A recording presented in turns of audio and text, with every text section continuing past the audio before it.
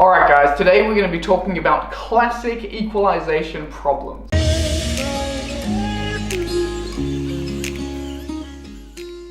In this video, what I'm going to do is I'm going to go through a series of depths, and I'm going to talk about classic problems that over the years I've seen my students or people that I've dived with encounter again and again and again at those depths. As the years have gone on, I have just seen patterns emerging, and it seems pretty consistent that most people run into the same issues at the same depths. And so we're going to talk about that and then talk about how to get beyond those issues. Let's start with if you are experiencing equalization issues from 0 to 5 meters. So if this is the case for you, if you're experiencing equalization issues from 0 to 5 meters, or you're having a hard time equalizing upside down, there is one of two things that is usually going on here, and often it's actually both of these things at the same time, contributing to the problem. So everyone has a different natural flexibility for their eustachian tubes. That we can increase our flexibility in a very short period of time, but in some cases, some people just have inflexible eustachian tubes, which means that it's very hard to push air through them into the middle ear. It's very common that someone will have just one tight tube and the other one is a bit more flexible. And the way to know that this is going on is basically if you're going down and you've always got one squeaky ear, or you've always got one ear that won't let you equalize past a few meters. So to increase the flexibility of your eustachian tubes, there is a very simple exercise that you can do. So 3 times a week, you're going to do a series of 5 equalizations 10 times. Now let me break that down a bit more. So those 5 equalizations, you're going to do one. The first equalization is going to be just soft enough so that you actually equalize the ears. The second one is going to be slightly firmer. The third, you're going to equalize with a good amount of force. The fourth, you're going to equalize quite strong and you're going to hold the equalization for a few seconds. And the fifth, you're going to equalize as hard as you can without causing any discomfort. Now, key here, without causing any discomfort. So it's as hard as you can without experiencing any discomfort. And you hold it for 3 to 5 seconds. Rest for 30 seconds or a minute because you might be a bit lightheaded or dizzy after that big, strong equalization. And repeat. Repeat that sequence, 1, 2, 3, 4, 5. Repeat that 10 times. And you can do that 3 times a week. And in a matter of weeks, that will dramatically increase the flexibility of your eustachian tubes and make equalization in general easier. Because if your eustachian tubes are a lot more flexible, it's easier to push them open. You don't require as much force to actually open up the tubes and get air into the middle ear. Now, the second factor that can stop us equalizing head down, or that will stop us equalizing, after like 0 to 5 meters, is that we are locking off the entrance to our nasal cavity with our soft palate. So our soft palate, which is the bit of the muscle at the very top back of the mouth that wiggles when we snore. If you've watched the MRI equalization videos, you'll have a very good idea of what the soft palate is and how it moves. Now, our oral habits, or just the habits that we have in our mouth, the way that we hold our muscles, the way that we move our muscles, these come from, we get these from breathing, we get these from speaking and eating. Now, some of us, unfortunately, have oral habits which are not conducive to equalizing. Some of us like to keep a bit of tension in our soft palate. And as we go to equalize, or as we go to move our muscles or our mouths in the way that we would equalize, we also couple that or pair that with a movement of the soft palate locking up at the back of the throat. So obviously, if the soft palate is locked against the back of the throat, it means we can't get any air up into the nasal cavity and we can't equalize the middle ear. So the other factor going on in this scenario is that if you're experiencing any kind of anxiety or stress when you're out in the ocean, now this is not necessarily like, full-blown anxiety in the head, but more of a subconscious thing. One of the things that your body does to preserve itself is that it wants to stop water from going into the lungs. And so a very easy way for that to happen is as you're going down underwater, is that your body or the muscles in your mouth and your nose, they go into a brace position. They go into like a lockdown mode. And what that means is they go into a position in which it will stop water from entering the lungs or entering the body in general.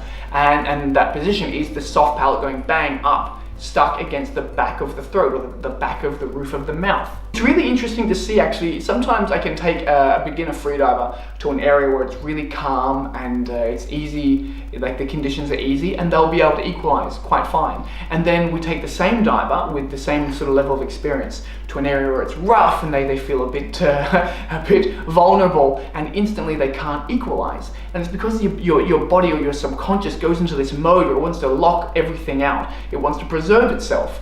And so this is one of the reasons why the soft palate goes, gets stuck up against the back of the throat or the roof of the mouth. So basically, anxiety and or bad oral habits, or oral habits that are not conducive to equalizing. So the good news is there is a very easy way to get around both of these scenarios, and that is to dive feet first. So for about, if it were me, I would do it for at least 5 to 10 whole dive sessions. I would get a diver to dive only feet first, only feet first.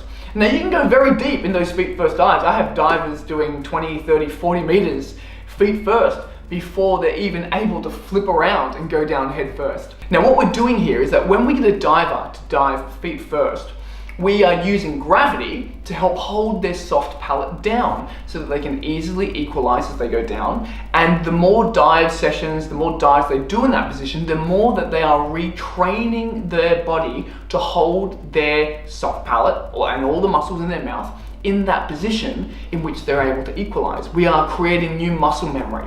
The more or the longer you keep a diver diving feet first, the better the results you get them when you flip them over and get them diving head first. Now, also at the same time, when the diver's diving feet first, they'll find it easier to dive down at angles, and then as time goes on, those angles get steeper and steeper and steeper until it's vertical. So the best way to get around this problem is to dive feet first, or stretch out your eustachian tubes, depending on what the issue is. So if you're having equalization issues within the range of like 7 to 12 meters, there are two things that are going on here.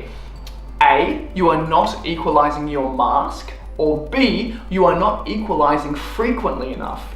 So you need to equalize the mask. You can't let the mask suck onto your face, because as soon as the mask is sucking onto your face, it is sucking out, or it's sucking onto the air that is in your nasal cavity. Now we need to create positive pressure inside the nasal cavity to push apart the eustachian tubes and equalize the middle ear. And if the mask is building up a vacuum in that area because you haven't pushed air in there, you haven't equalized it, that's going to want to rob your nasal cavity of its air pressure. It's going to want to suck the air into the mask. And this will stop us from being able to create enough pressure in the nasal cavity to equalize the ears. So roughly every 5 meters, you need to equalize the mask. You need to exhale just a little bit of air out of the nose into the mask. And the other thing that could be stopping a diver at these depths is very simply not equalizing frequently enough. So if you're consistently feeling like you get down to 7 to 12 odd meters and that the pressure is just slowly building up and building up in your ears, it's most likely that you haven't equalized enough to get to those depths.